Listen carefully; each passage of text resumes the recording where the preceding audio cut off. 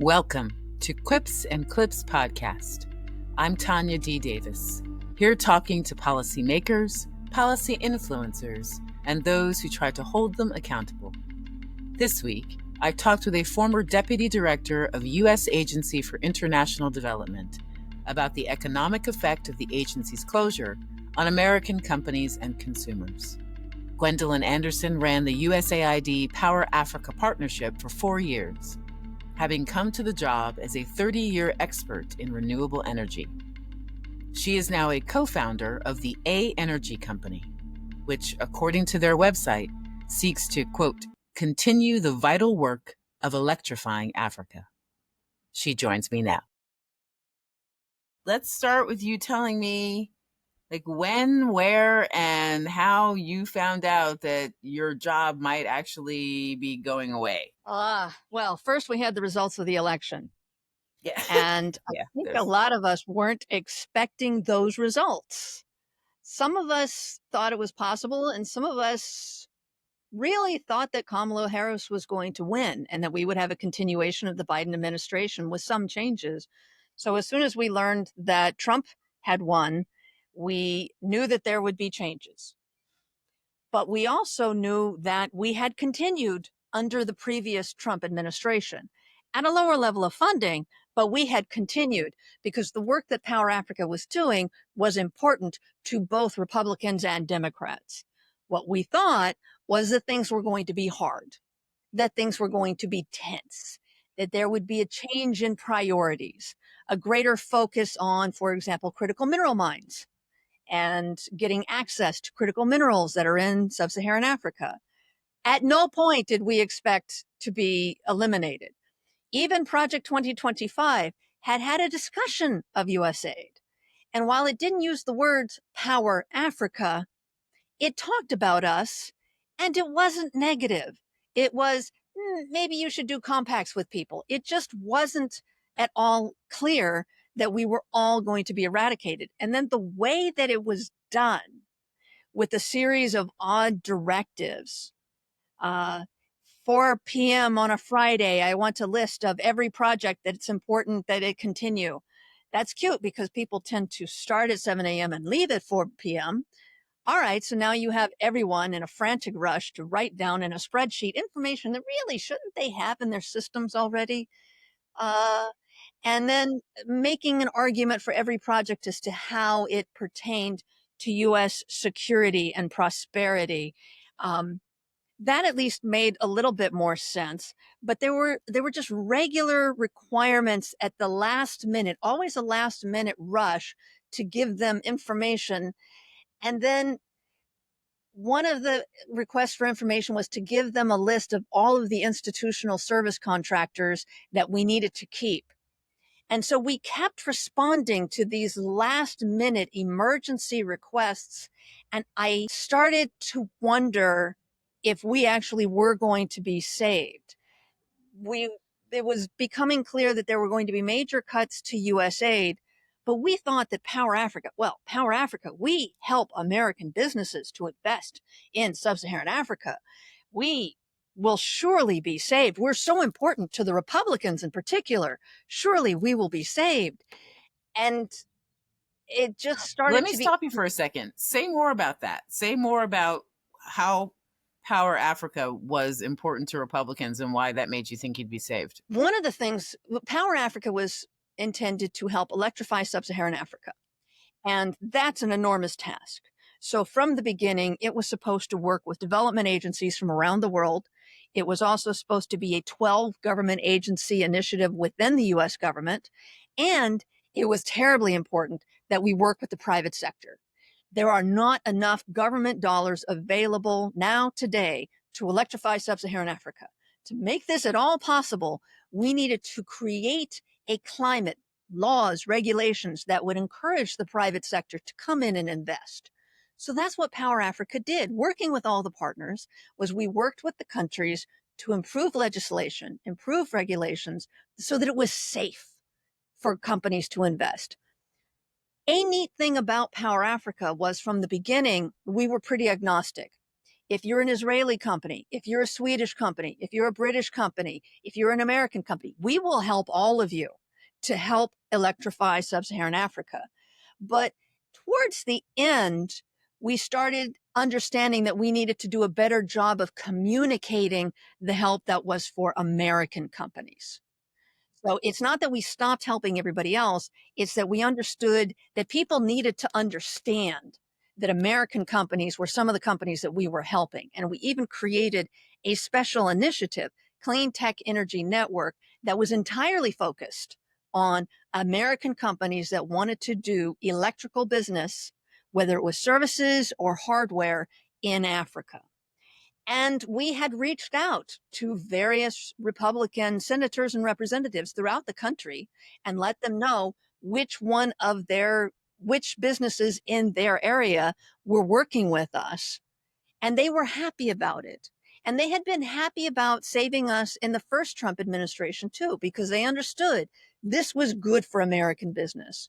It really, not until near the very end did we come to understand that we were also going to be terminated along with everybody else. We kept thinking that we would be saved. Do you have any idea what's happened to the American business interests there? They are no longer Power being Africa? served. They are no longer being served. They are no longer being served. At all. Okay. At all. And is that where your new venture comes in? Yes, that is definitely where part of our new venture comes in. As an example, USTDA was also put on hold because of the word development. And so even USTDA has not been able to help American businesses do work in Africa now. So it was a full blocking, and they are still on hold, I understand, but we were ended. So the businesses, it was miserable because we weren't allowed to talk to any of the businesses and tell them what was going on.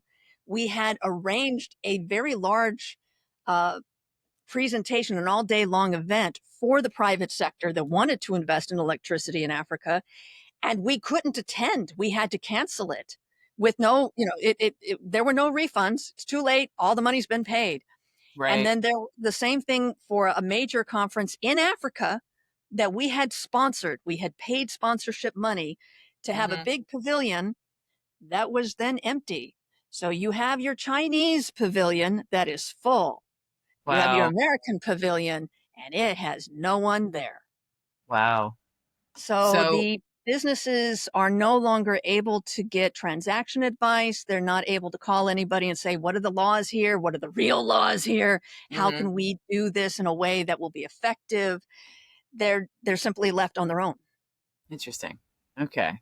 So tell me about, how did the boom finally just get dropped? Was it just, okay, we're just closing up the whole thing?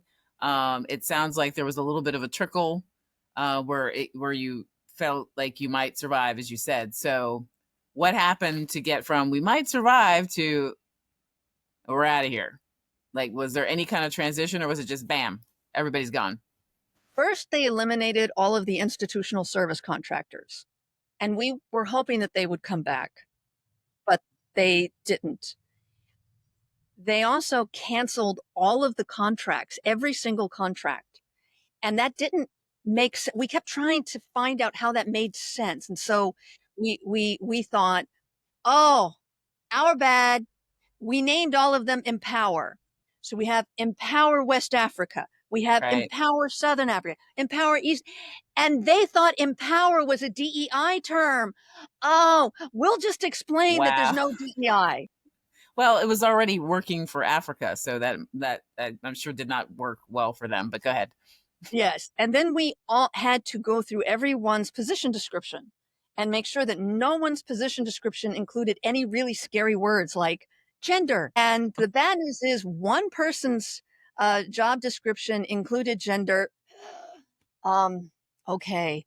And so that made us nervous about whether we were going to be able to save that person. And then it came down, and then we were all called insubordinate, which didn't make any sense because Yeah. everyone in the agency was a little surprised at how we were bending over backwards to do Hmm. every single thing that was asked of us, no matter what time or day it was asked of us.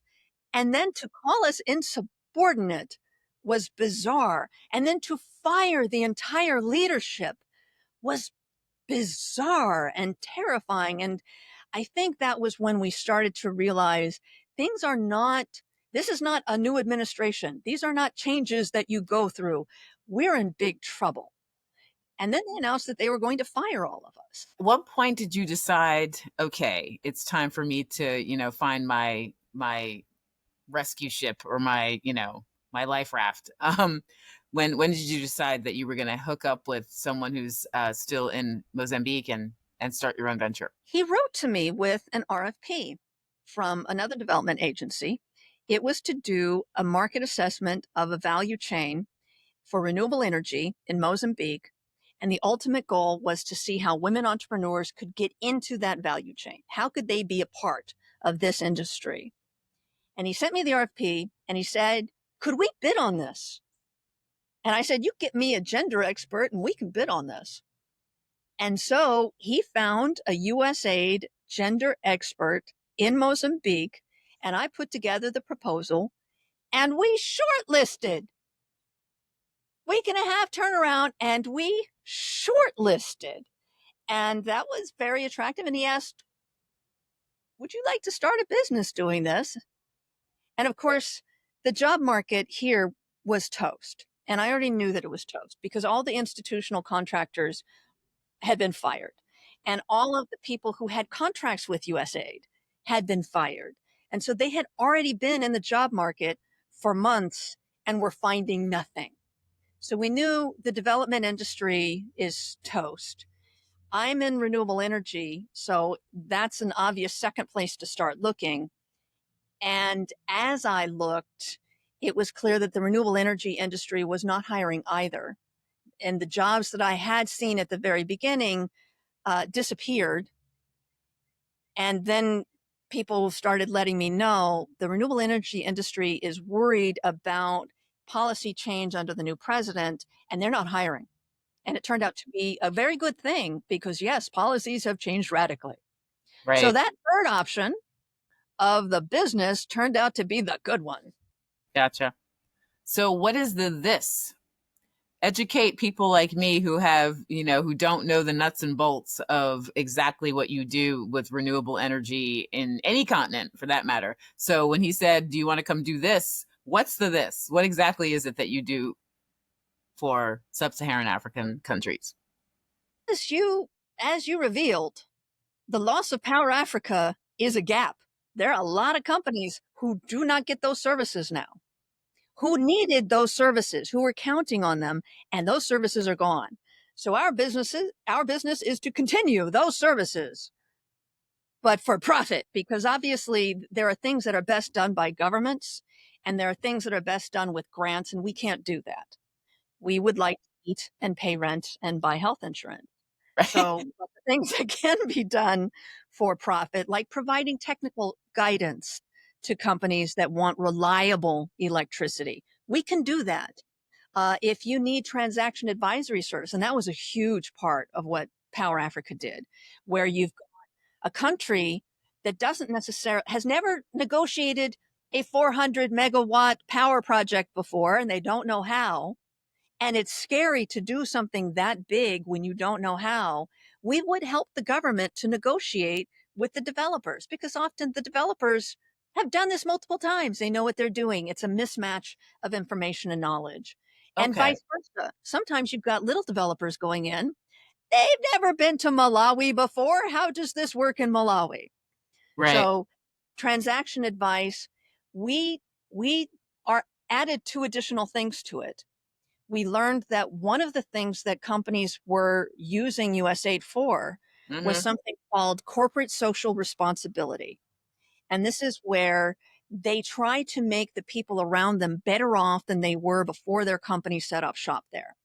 It's particularly important if it's a disruptive company, like a Mm-hmm. mine or an oil company, right? You are causing huge changes And people are going to be upset with you. And it is in everybody's interest if you can make them better off than they were without you.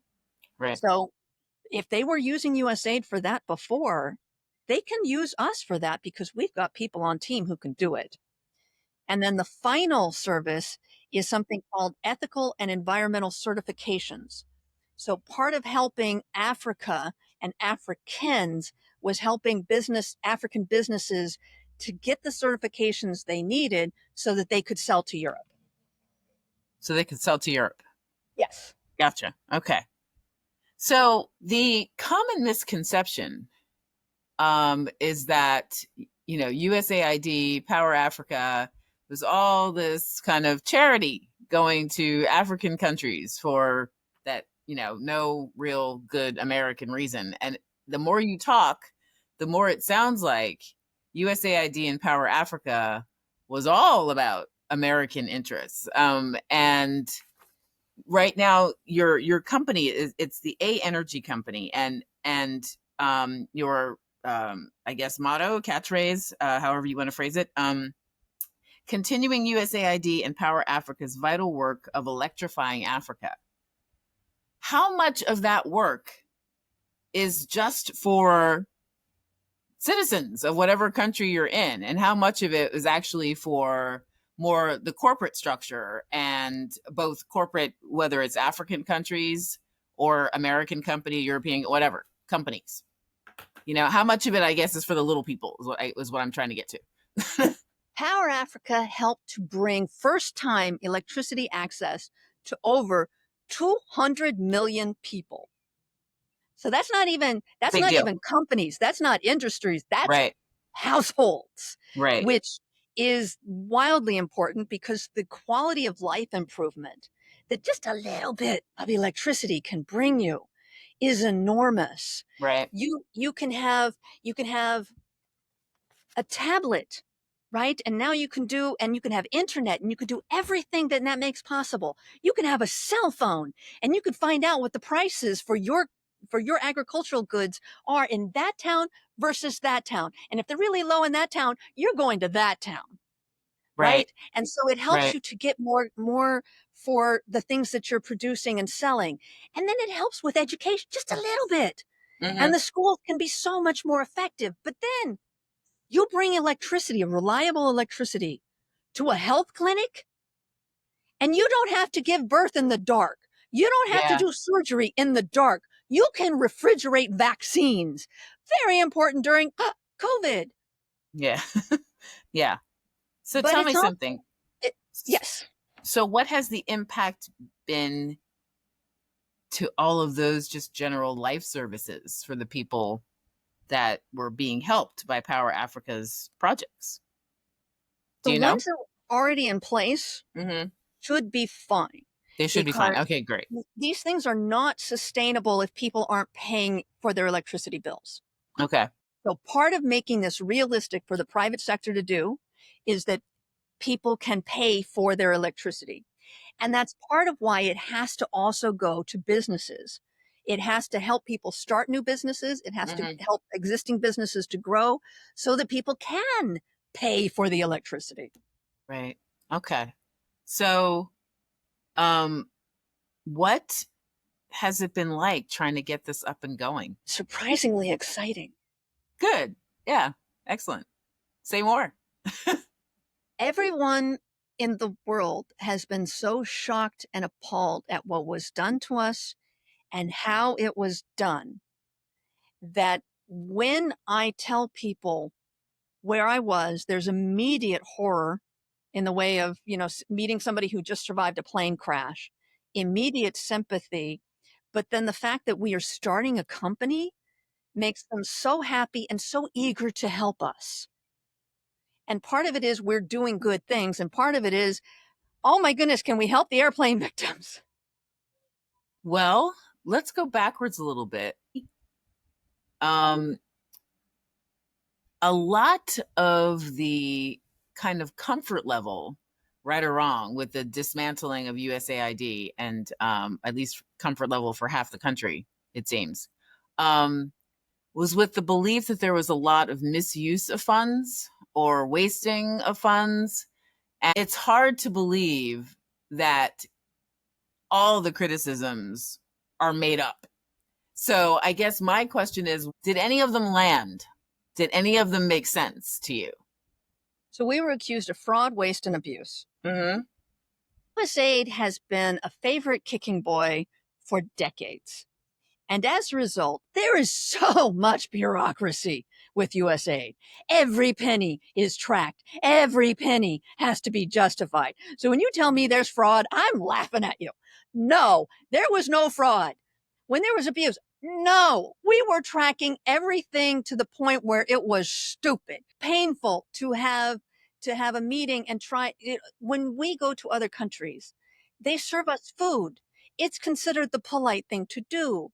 When people come to our country, it's very hard for us to serve them food or treat them like honored guests because the work that you have to go through in order to get that food is mind blowing. I'm pretty sure I lost one of my most favorite valued staff because the bureaucracy to get the food for one of the meetings was so devastating that she decided she could go anywhere else and not have to deal with that kind of nonsense. So fraud, no. Abuse, no. Was there waste? Well, now that's an interesting question because if you're spending 33 cents out of every dollar, making sure you've tracked every penny of every dollar, chances are that bureaucracy is going to cost. Yeah. Also, we had to fly American, right? We have political interests in this country. Why would we send American employees on planes that are owned by other countries? We should make them fly on American companies, even if it's twice the cost and 3 times the amount of time to get there. Wow. Wow. Yeah. Is it waste? Well, it helps American interests. Obviously, Congress thought it was worthwhile, but it doesn't maximize the dollars going to the poor. So I'll give you that there may have been waste, but the fraud and abuse is obvious nonsense. Gotcha. Have you heard of a Repos? They did a external performance evaluation in 2023. They were talking about the partnership model is difficult to understand and can easily be misconstrued. And I wonder if like reports like this have something to do with the whole misconception of USAID's operations. But they're talking about it being broad, sometimes unclear who gets to take credit. Talk about you just gave a fantastic representation of, how much time and money is spent trying to make sure that you guys don't waste time and money. But so what was it like on the ground? Did you find that there was any waste, fraud, or abuse in the partners that you were dealing with once you got there? It is a very unusual model for the U.S. government. And I believe Power Africa was the first time that this was tried. So having the United States government working with other governments on a common goal should mean that we get together and we say, this part is easy for us and this other part is hard. So for example, going in and working with them to write new legislation so that it is legal for a third party to sell electricity. We can do that.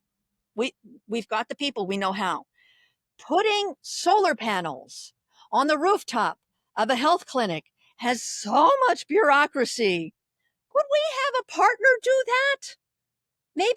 Maybe we set it all up and then the Germans could come in and they could actually install or buy the solar panels that go on the health clinic, and then they get the credit for that.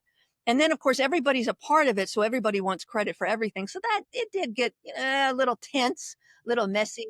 I did that. No, I did that. You know what really happened? We all did that. Right. So yes, there were beautiful synergies with the things that were difficult. That the whole idea of partnership is we should all work together. One of the things that was nice about Power Africa is that we had people in every country, and some of our partners didn't. So they could come and work with our people to do some of the things that they want to do without having to set up an entire shop all by themselves. And in Gotcha. that way, everybody gets what they want. Africa gets more electricity and everybody gets to be more efficient. But it is very easy for people to forget to talk to each other. So, as an example, Sierra Leone had an energy crisis, and there were a lot of players, right? Yeah. We've got the World Bank, we've got MCC, we've got the IMF. We have many players that want to help with the energy crisis. Mm-hmm. It's important that they talk together. So, one of the things that I got to do was I got to say, hey, we just sent this guy. His name is Habib. We just sent him to Sierra Leone. Would you like to attend a readout? And by him giving a readout to everybody about the situation, we had everybody in the room, and then they started talking to each other about what each of them was doing so that nobody was duplicating efforts. Great. Yep. So you were there for 4 years. How many times were you able to actually visit the continent while doing the job? I mean, roughly. 3 or 4? Okay, excellent. So what do you miss? What do you miss? What do you miss most about working there, working at USAID? These were the smartest people. They were so dedicated. It's not that I haven't worked with smart, dedicated people before, but I haven't worked with such knowledgeable, smart, dedicated people before. What's happening with some of your former colleagues? Like because I imagine that, everyone's having a hard time. Well, maybe not everyone, but a lot of people are probably having a hard time getting a job. So how's life for most of USAID folks? Most of them can't find jobs. Yeah. Most Yeah. of them are getting increasingly frightened. Okay. And to make it worse, a lot of government people seem to marry a lot of government people. And if they Yeah. don't marry government people, they marry people who work for government, Yeah. like contractors. And so Right. you fire both parents. Now the whole family has no income. Wow. And the Wow. DC economy is toast, which means they're not going to get an income in this area. And then what really terrifies me are the friends where both of them have lost a job and they have expensive children, Mm. meaning children who have special In needs college. that Yeah. require cash. Not even college. Take out loans. I'm talking you have neurodivergent children and they Right. need special care that is not entirely covered by health insurance. But if they get it, they will be able to survive adulthood better than if they don't get it, in which case their permanent life possibilities may be diminished. How do you as a parent survive that? Yeah. It's a good question. Um, do you have any idea the status of the lawsuits? Because I know that there were a lot of USAID people who were filing suit. Some of them needed to wait until the actual harm was done. Right. And so the actual harm was, meaning the actual termination, you are not employees anymore, happened July 1st. Right. So some of the lawsuits that were prepped can now be filed. Mm-hmm. Yeah, it was quite were you there? Were you there for or were you at least in the area? Because it was almost like a funeral outside the building, July 1st. I ran away for the weekend. Yes. Yes. Do you know anyone who was there? No. No. Okay. What, I don't know. Do you foresee, let's say the court cases are won. Let's say, the midterms are beneficial to the Democratic Party. Do you foresee this agency coming back in some form? Would you want it to? I do, because it met a need. There were things that we could do with USAID that we can't do in other ways. Neat story. Soviet Union falls apart. Mm-hmm. We have nuclear weapons and we have nuclear scientists. And do we really want them running free when the Russian government at that time could not pay them? No. Why? Because who's going to hire them? Terrorists. It's not that they want to work for terrorists, but they also would like to feed their families. Right. USAID paid them. USAID provided them with a basic living salary so that they did not have to go off and sell their services to terrorists. What other agency would do that? I don't know. What other agency was working to find out what diseases were happening in what country, and then help the people to stop and handle the diseases there before Ebola took over the planet. Mm-hmm. It's important. If Trump wants to talk about regime change in Iran, who do you think will help with the regime change if you don't have a USAID anymore? We helped governments that were interested. Mm-hmm. Obviously, there's only so much you can do if the government's not interested. But in Mozambique, for example, the US government helped them to set up a new regulatory agency for electricity.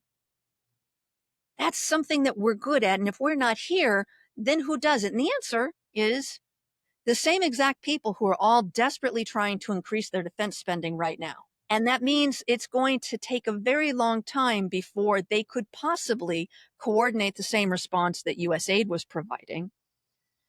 I think that it will come back because there are going to be too many things that we want to do that we can't do anymore.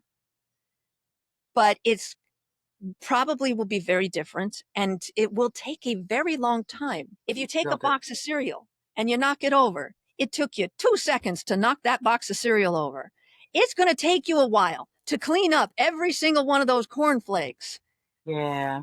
We ended every contract, and then we refused to pay them for the work they had already done. They're bankrupt. They don't exist anymore. So which, by the way, is so grotesquely illegal. Yeah. And every single American, Republican or Democrat, should be outraged that someone can do work they were contracted to do, that the work could be accepted, and the American people would refuse to pay them. Right. So all of those businesses are now hurt. It will take a very long time for them to start up again. And for them to hire and train new people is going to take a long time. And setting up shop in all of these countries, it's going to hurt. Yeah. Do you have very many conversations with people that are on the medical side or were on the medical side? Yes, Like and they're terrified. Yeah. The numbers of how many people are expected to die are what, some 15 million, and 5 million of them children. Is there anything, do you know of, any kind of similar private endeavor like your own, but on the medical end? I know that Bill Gates is extremely interested in this and very aware. Yes. And his organization has resources. So I am hopeful. Probably the most hope rests with them. Okay. Yeah. So, but not people that are more like in your position. No, because health is hard. We're a for-profit company. Right. And health is a difficult thing to do That's true. for profit. You've done a fantastic job of, illuminating essentially all of the really key things that USAID and Power Africa did that the average person might not know. Did I miss anything that you would like to make sure everyone knows?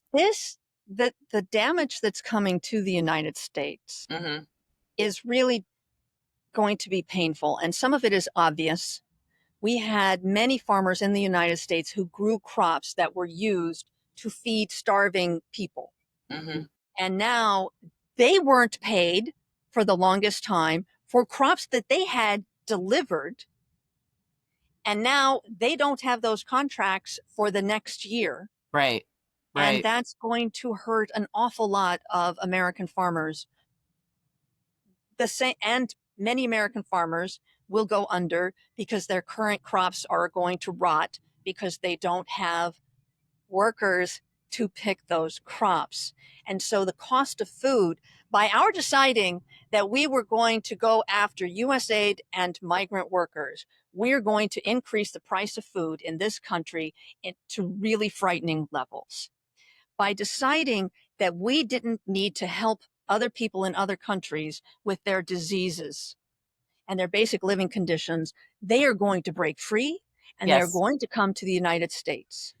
And it's going to be like COVID, but on a regular basis. And a lot of those diseases are a lot more frightening than COVID was. We needed to stop them where they were. But there's something else that there are two things that I have learned. And one is the American people are very loving and very generous, and we wanted to help. Mm-hmm.